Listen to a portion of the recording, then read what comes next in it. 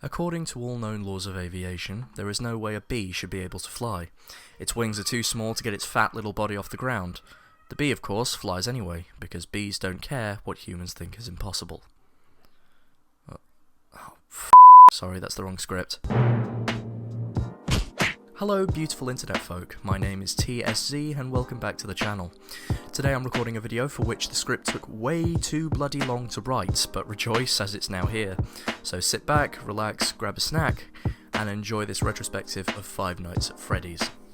Quick disclaimer, I will only be covering the first game released in 2014, seeing as if I covered all the games in one go, I'd be talking for hours, plus I really needed to get the script finished so I could get this video out, as I wanted to commit to an upload schedule early on.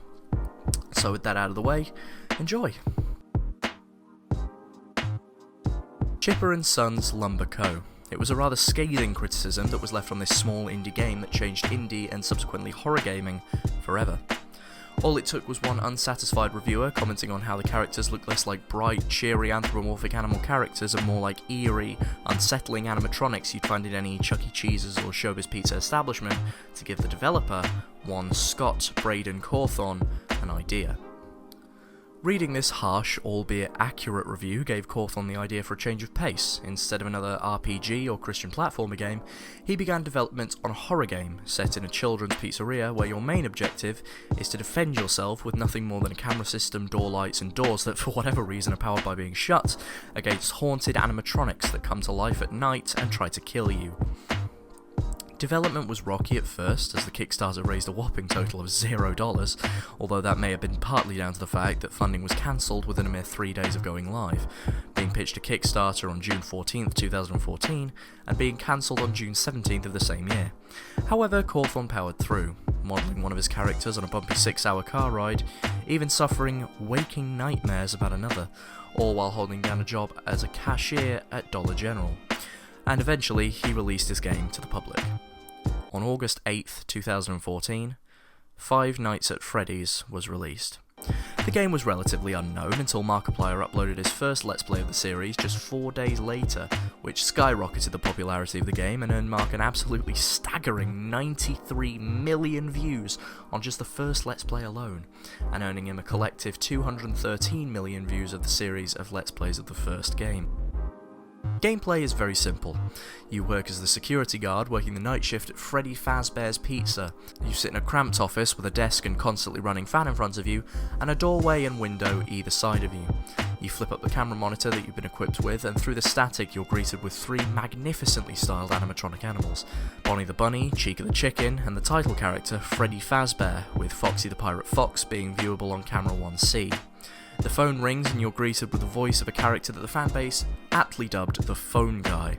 He talks you through your first night, reveals a few details about the law, and reveals the deadly situation that you're in. You have to survive from 12 to 6 AM, fending off the animatronics that will make their way to your office, flipping up the camera monitor to check their position, using the door lights to check if they're right outside your doors, and closing the doors if they are.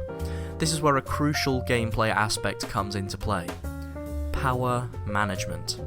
All of your means of defense use up power, so you have to use them sparingly, because if you use it all up, you're greeted with the lights going out, your doors opening, and a long descending drone indicating that you ran out of power. And then, Freddy appears at your door, his eyes and mouth lighting up as he plays a music box rendition of the Toreador March. And once he's done, the lights go out, and you're greeted with Freddy jumping out at you, letting out a blood-curdling screech that marks the end of your run. Other ways of dying in the game include not closing the doors while Bonnie or Chica are outside of them, the same applies to Freddy from Night 3 onwards, not shutting the door in time as Foxy beelines for you down the West Hall, and one more which is a lot more rare, which leads me into the next topic. The final means of ending your run is perpetrated by the Easter egg character known as Golden Freddy. At any point, you can check the West Hall corner camera feed, and the poster that usually portrays a cheerful picture of Freddy will be replaced with a picture of a yellow recolor of Freddy's mask. And flipping down the camera monitor will greet you with Golden Freddy slumped down in front of you, accompanied by a sped-up version of Freddy's laugh and hallucination of Freddy and Bonnie's faces, and the words "It's me." The meaning of these words is still up for debate, however I think everyone can agree that they are undeniably creepy. And if you don't flip up your camera monitor again within 5 seconds, you'll be greeted with a haunting image of Golden Freddy's face and a slowed down version of the scream let out by all the other animatronics that eventually crashes your game. This is an Easter egg that has a 1 in 100,000 chance of occurring. The words "It's me" appear elsewhere in the game too. Once Foxy has left Pirate's Cove, there's a chance that the words can appear on the sign that usually reads "Sorry, out of order." However, it's not as if you had much time to look at it. The words also have a chance of appearing on the wall in the East Hall camera. Speaking of the East Hall camera, posters depicting haunting images of children crying will appear on the wall of the same camera feed. Other poster changes include the poster of Freddy in the West Hall corner changing to a picture of Freddy ripping off his own head, and the list of rules on the East Hall corner turning into one of several newspaper clippings revealing information about the law, which will be covered later. Finally, the Bonnie head and endoskeleton in the backstage camera have the tendency to look directly into the camera, and upon startup, there's a 1 in 1,000 chance that you'll be greeted with a chilling screen depicting an eyeless Bonnie. Finally, I'll go over the lore details revealed by the East Hall corner Easter egg.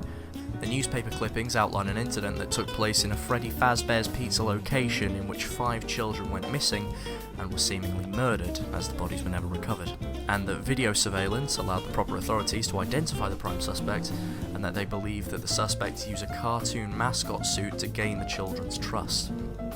Another reveals that the suspect of the children's disappearances was caught and arrested, that the bodies still hadn't been recovered, and that the company was now facing a struggle to get people to continue coming to Freddy's.